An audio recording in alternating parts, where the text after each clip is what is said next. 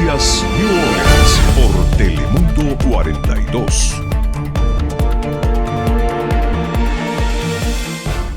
El Pleno de Consejeros del Consejo Nacional Electoral,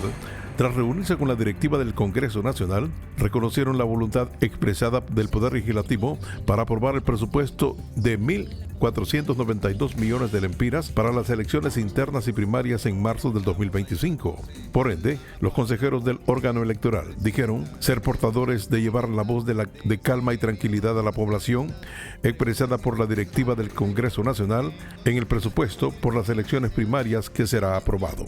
Pero además, para garantizar la transparencia y una justa democrática de los comicios internos y primarios en el 2025, anunciaron que esos comicios, en base al cumplimiento de la ley electoral actual, contará con el sistema de transmisión de resultados electorales preliminares y biométricos en cada centro de votación. Detalló que se ha expuesto ante el Congreso Nacional los aspectos fundamentales que tienen que ver con los proyectos electorales que finalmente conforman el presupuesto final de elecciones. En México, la migración irregular a través de ese país elevó un 193% interanual de la primera mitad del año, según revelan los datos del gobierno, un fenómeno que se agudizaría ante la incertidumbre electoral de los Estados Unidos, advierten activistas de la frontera sur. Las autoridades mexicanas reportaron 712.226 personas en situación migratoria irregular entre enero y junio del 2024, casi el triple de las 242.928 del mismo periodo en el 2023, de acuerdo con las estadísticas de la Unidad Política Migratoria de la Secretaría de Gobernación. El principal país de origen de los migrantes es Venezuela, con 200.298 registrados, lo que implica un aumento del 215% y más de uno de cada cuatro en total de la migración irregular en el 2024, el 29%. La presión de Washington a México ha crecido ante las elecciones presidenciales de noviembre en Estados Unidos, donde la migración y la frontera común han sido un tema clave. En Venezuela,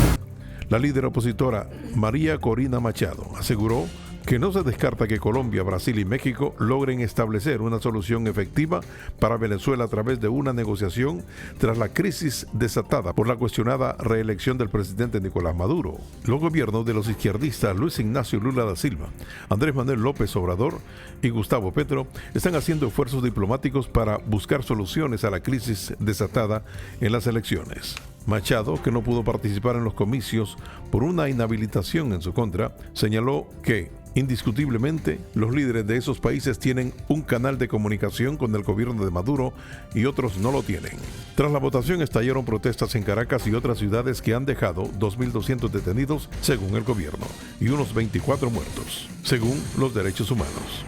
Y en Latinoamérica, el virus del COVID-19 no se ha ido y los datos de 84 países muestran que en las últimas semanas los casos confirmados han aumentado, dijo la Organización Mundial de la Salud, OMS, tras recordar que al menos 40 atletas olímpicos han dado positivo en París a esta enfermedad infecciosa. La percepción es que el COVID se ha ido, pero no es así. Cuando más circula el virus, más aumentan las posibilidades de que cambie y se produzca una mutación que lo haga más severo, declaró en Ginebra la directora de Prevención y Preparación para Epidemias y Pandemias de la OMS,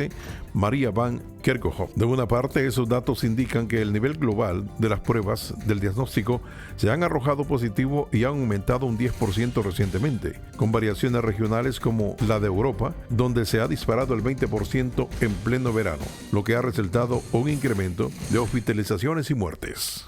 Las noticias internacionales son traídas a ustedes por Orleans Furniture, la mueblería oficial de los latinos.